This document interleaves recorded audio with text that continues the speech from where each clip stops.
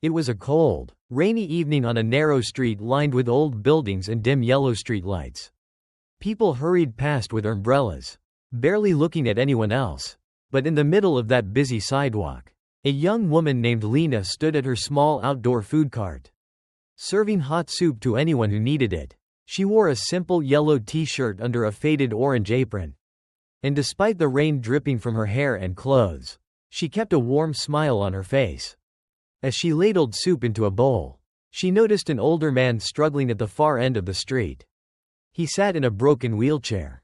The right wheel bent inward, making it almost impossible for him to move. His long white beard was soaked from the rain, and his heavy coat clung to him uncomfortably. Most people walked around him as if he wasn't even there. Lena didn't hesitate. She grabbed a steaming bowl of soup and walked straight toward him through the rain. When she reached him, the old man looked up, startled. His eyes were tired and filled with a kind of loneliness that came from years of hardship. Lena knelt down so she could look him in the eyes and said softly, "Sir, you look freezing. Please take this." She held out the bowl with both hands. Steam rose into the cold air as the rain continued falling around them. The old man blinked, confused. "For me?" he asked, his voice shaky. "Yes," Lena replied. "Please eat something warm." He slowly reached out with trembling hands and took the bowl. Even though his fingers were stiff from the cold, he held the soup gently, almost protectively. He stared at it for a moment, maybe the first warm meal he had seen in days. Around them, cars splashed through puddles. People hurried past without stopping. But Lena didn't move. She waited to make sure he could hold the bowl safely. She even adjusted his blanket so that the rain wouldn't hit his chest directly. The old man watched her carefully, studying her face. There was no judgment in her eyes, no pity, only genuine kindness. After a long pause, he finally whispered, Why would you do this for me?" Lena shook her head lightly. "Because everyone deserves a hot meal. That's all." The old man's lips trembled, but he didn't say anything else. Instead, he took a slow sip of the soup, his eyes closing as the warmth hit him. What Lena didn't know, what no one on that rainy street could have imagined, was that this simple act of kindness was about to change her entire life. The man sitting in that broken wheelchair was not who he appeared to be. And the words he would speak to her soon would shock her more than anything she had ever heard. Lena returned to her food cart after helping the old man, but she couldn't stop glancing in his direction. Even while serving other people, she kept noticing how carefully he held the bowl, as if it meant more to him than just food. The rain continued falling, forming small streams along the edges of the street. Her clothes were soaked, but she stayed until the last person in line received a meal. When the crowd cleared, she looked over again and saw the old man still sitting in his damaged wheelchair. The bowl was empty, but he held it in his lap like he didn't know what to do next. Lena wiped her hands on her apron and walked back toward him. "Would you like some more?" she asked gently. He shook his head. "No, child, this was enough. More than enough." His voice was stronger now. But there was something else in it, something heavy. Like he was carrying a secret he wasn't sure he should share. Lena noticed the broken wheel again.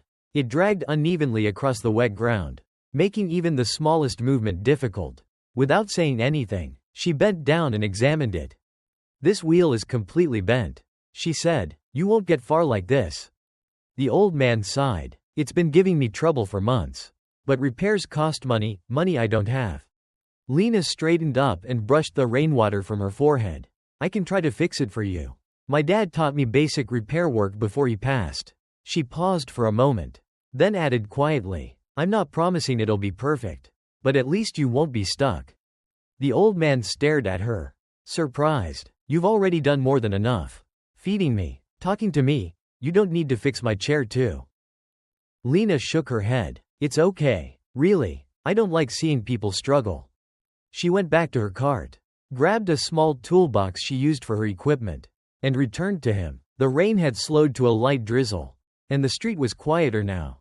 Lena knelt beside the wheel, tightening bolts, straightening the metal, adjusting the alignment. Her hands moved quickly, and she didn't complain even when the cold made her fingers stiff. The old man watched her closely, studying her face. There was sincerity in every move she made, no hesitation. No expectation of reward. "You're a rare soul," he finally said. Lena smiled without looking up. "I'm just doing what anyone should do." But he shook his head. "No, not everyone would. Most people walk past me without even seeing me." She didn't respond to that. Instead, she tested the wheel, spun it gently, and nodded. "There, it should move a lot smoother now." She stood up, wiping grease from her hands onto her apron. The old man tried rolling the chair forward. And to his surprise, it moved easily. His eyes filled with emotion. "It's been years since this thing felt this light," he whispered. Lena felt a warm satisfaction. "I'm glad I could help." But as she started to return to her cart, the old man called out to her again, his voice trembling, not from weakness, but from something he could no longer hide. "Lena, there's something I need to tell you." She turned around, confused. The old man took a deep breath. "Nothing in my life is what it seems." Lena paused when she heard the old man's voice shift. It was no longer the shaky tone of someone beaten down by life. Instead, it carried a weight, like he was finally ready to reveal something he had held onto for far too long. She stepped closer. "What do you mean?" The old man looked down at his repaired wheel, turning it slowly with his hand. "Most people don't notice me. They see the beard, the chair, the worn-out coat, and they assume they know my story." He took a breath. "But you didn't treat me like a burden. You treated me like a person."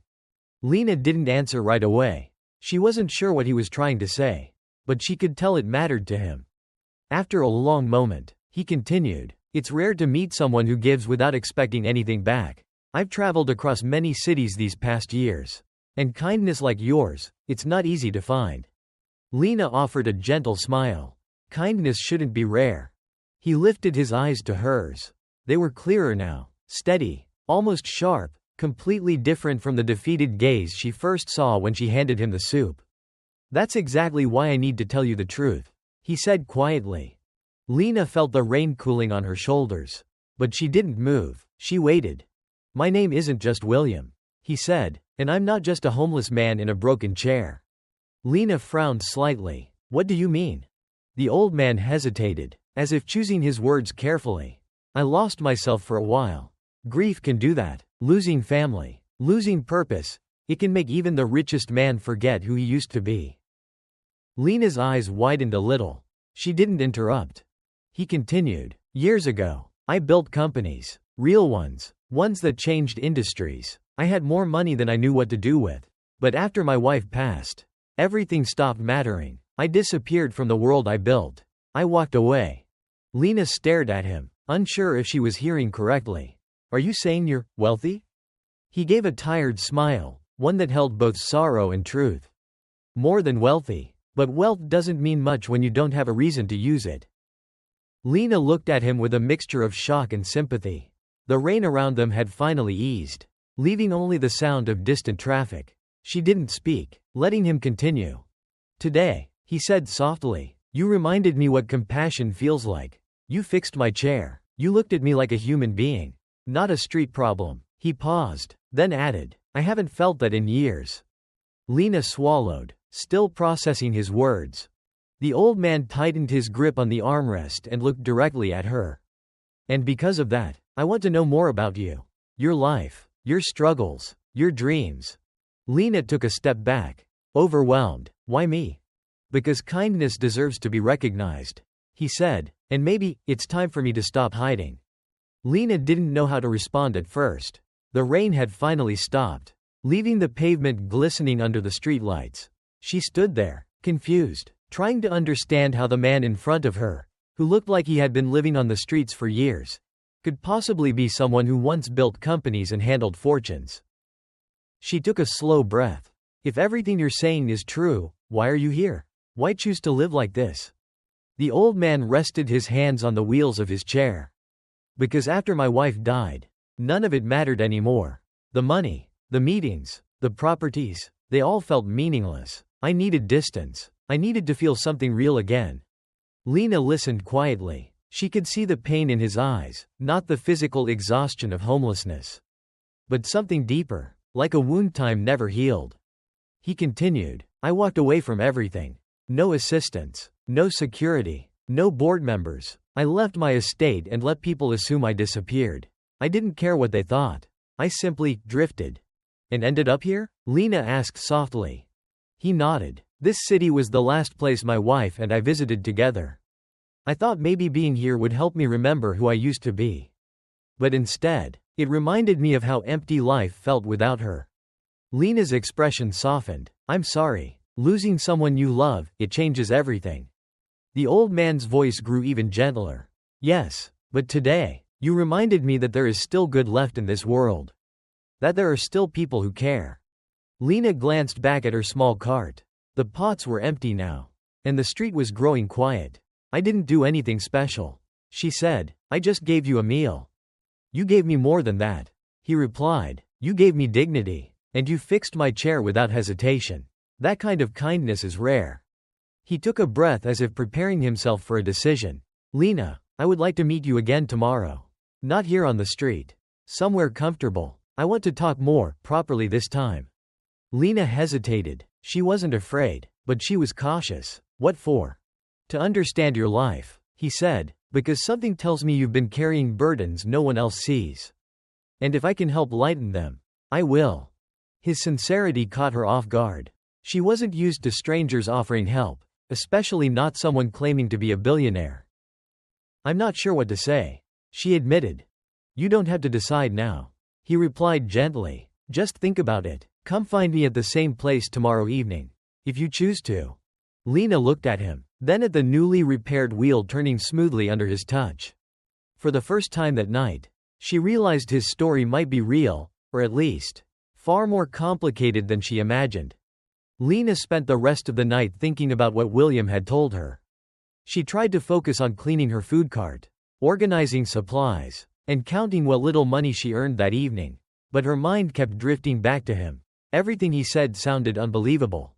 Yet something about his eyes, steady, honest, wounded, made her feel he wasn't lying. The next day, Lena worked a long shift at a small diner across town. She needed the extra income. Rent was due soon, and her mother's medical bills were piling up again. By the time her shift ended, her feet hurt, her apron smelled like grease, and she felt exhausted. But despite everything, she still remembered William's request. As she walked home, she passed by the same quiet street where she first saw him. The evening sky was turning orange, and the last bit of sunlight reflected off the wet pavement. Lena hesitated for a moment, unsure if she should approach. But then she saw him, William, sitting peacefully in the repaired wheelchair near a small coffee shop, waiting as if he knew she would come. He smiled when he noticed her. You came. Lena nodded. I wasn't sure at first, but I wanted to hear the rest of your story. He gestured to an empty chair beside him. Then sit, child, you deserve to know more. Lena sat down, keeping a respectful distance. William looked healthier today. His posture was straighter, his voice steadier. It was almost as if the simple act of being treated with kindness had restored a part of him he thought he'd lost. I didn't always look like this, he began. There was a time I lived in boardrooms, not sidewalks. I made decisions worth millions every morning and signed contracts that shaped entire industries. But none of it prepared me for losing the one person who mattered. Lena listened quietly. His tone wasn't boastful, it was reflective, painful even. When my wife died, he continued, my world collapsed. Wealth couldn't fix it. Influence couldn't fix it. I kept working for a while, pretending everything was fine, but I wasn't living anymore, just existing. So I walked away. I left the business to the trustees and disappeared from the public eye. Lena frowned gently. Didn't anyone look for you? Oh, they tried, he said with a small smile. But when a man stops wanting to be found, even the loudest searches become quiet. He sighed, then added, but after years of wandering, I began to miss something I didn't expect, human connection. Not the kind built on titles or status, but the kind you showed me last night. Lena looked down at her hands. I wasn't trying to make an impression. I just saw someone who needed help. And that, he said softly, is exactly why I trust you. She glanced at him, surprised. William lowered his voice. There is something important I need to do. But I can't do it alone. And I believe you're the person meant to help me, even if you don't know it yet. Lena's heart skipped. She didn't understand what he meant, but she felt the weight of his words. For the first time since meeting him, she realized their paths weren't crossing by accident. When Lena left William that evening, she couldn't shake the feeling that something big was unfolding, something she wasn't fully prepared for. She walked home with her thoughts spinning. The street lights flickered above her, and passing cars sprayed water from the leftover rain. She wished she could tell her mother everything, but her mother already carried too many burdens. Lena wasn't ready to add another strange mystery to the list. Her small apartment felt even smaller that night. A stack of overdue bills sat on the kitchen table, next to a half-empty bottle of her mother's medication. Her paycheck from the diner wouldn't cover everything. It never did. Lena sighed, rubbed her temples, and forced herself to prepare for the next day. Life didn't stop just because she met a man with an unbelievable story. The next afternoon, while taking a short break behind the diner, Lena saw something unexpected. A familiar figure sat near the alley, William. But he looked different today. His coat was cleaner, his beard trimmed, his wheelchair adjusted and sturdier. As if recently serviced, he looked less like a man abandoned by the world and more like someone slowly stepping back into it. "William?" Lena said, surprised. He smiled. "I hope I'm not intruding. I came because I want to understand your life the way you understood mine." Lena hesitated but nodded. It felt odd seeing him outside the street corner where she met him. But she sensed he had something important to say. "I saw your cart earlier," he said. "You feed people who have nothing. But I can tell, you don't have much yourself." His voice held concern, not pity. Lena kept her eyes down. "It's fine, I get by." "But you shouldn't have to just get by," he replied gently. "You have a heart that gives, even when you don't have enough. I've met many people in my life, business leaders, investors, politicians, but I've never met someone like you." She didn't know how to respond. William continued, "Last night, you asked why I want to help you. Let me tell you why." Lena looked up carefully. "My wife used to say, if you want to make the world better, start with the people who quietly make it better already. When you handed me that bowl of soup, when you fixed my chair, I saw her words living in you." Lena felt her throat tighten. He leaned forward slightly. "I want to show you something. Not a secret, not a test. A part of my life I haven't shown anyone in years." Lena blinked. "Show me what?" "You'll understand when you see it." He gestured to a car waiting near the curb, an older black sedan, but polished and well-maintained. "Come with me, just for a moment. I promise you're safe." Lena hesitated. She had never stepped into a stranger's car before. But something about William, his sincerity, his vulnerability, his steady gaze, made her trust him more than she trusted most people she knew. She took a breath. "Okay," she said quietly. William nodded with relief. "Then let's go. It's time you saw who I really am."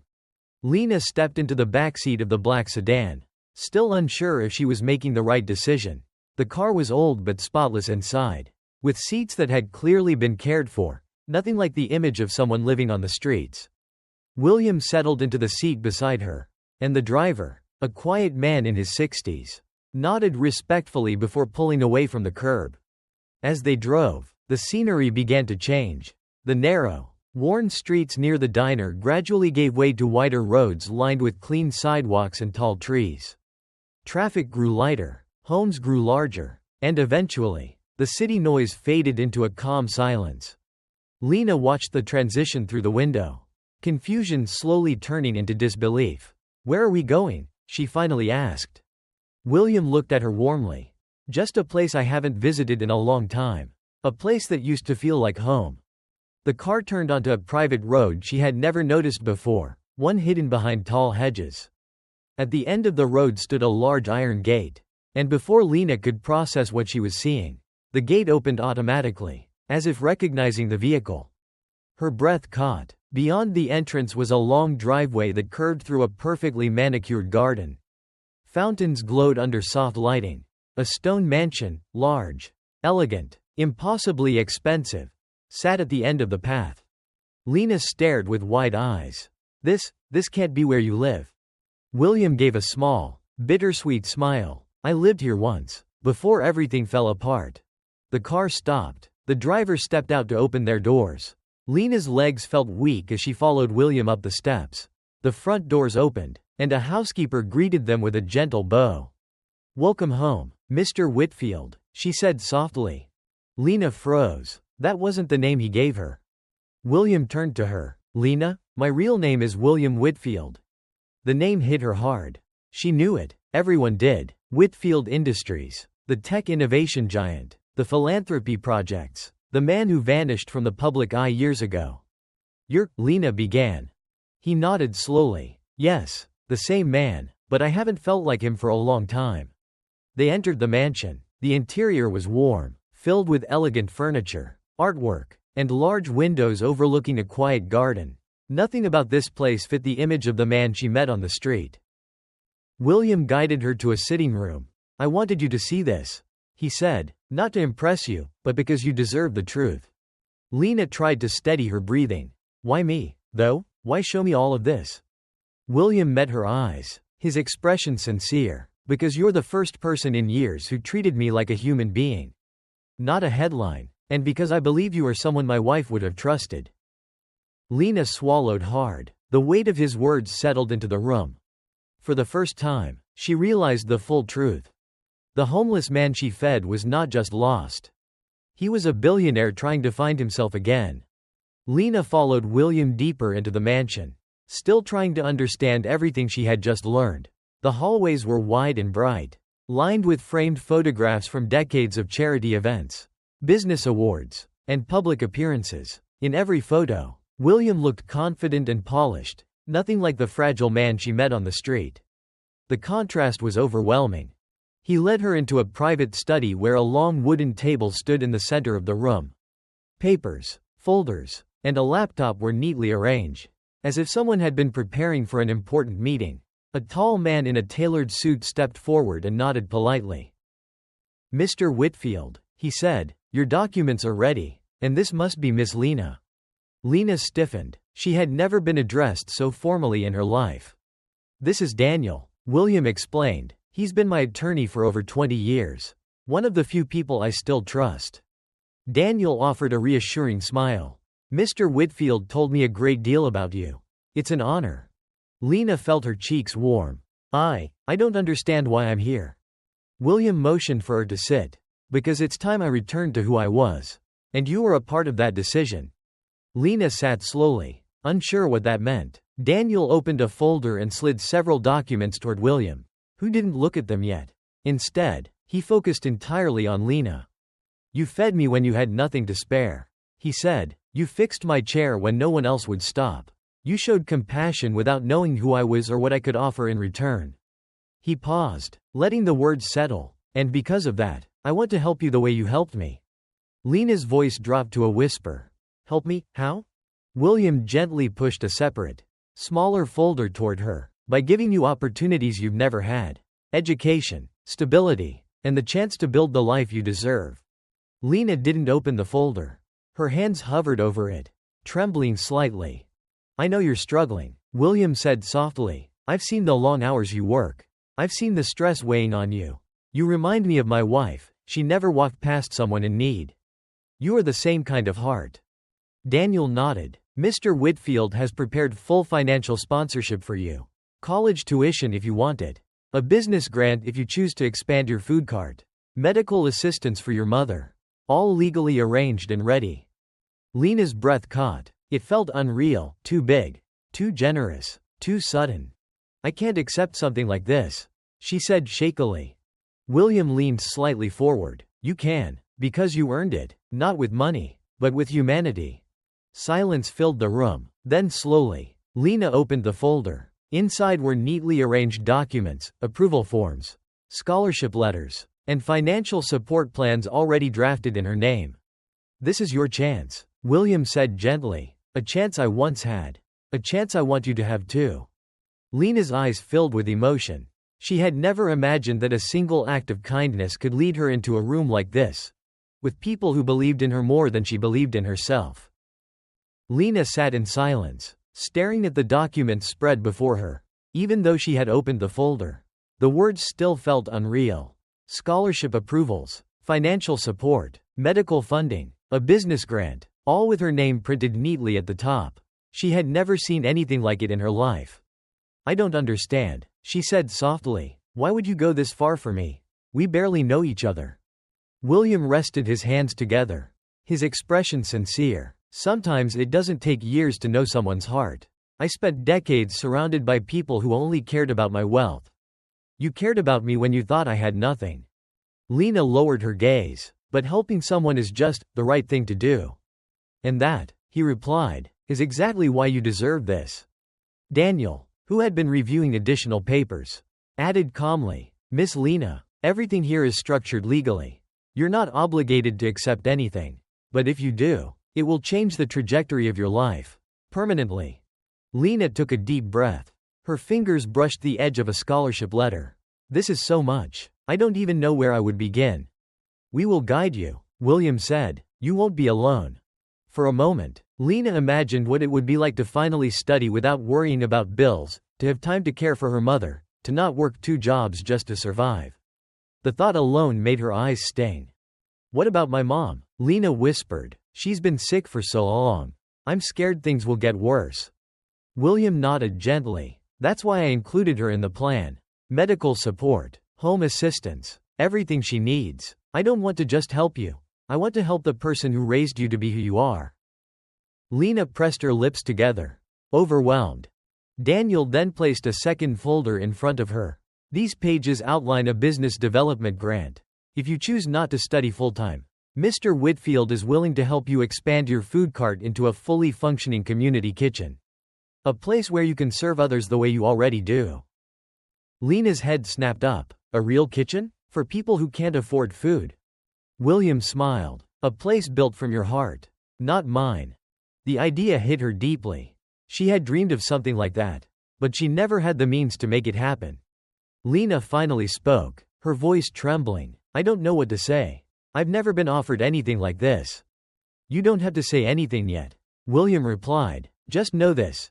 Your kindness didn't disappear into the rain that night. It reached someone who needed it. And now, he wants to give you your future back."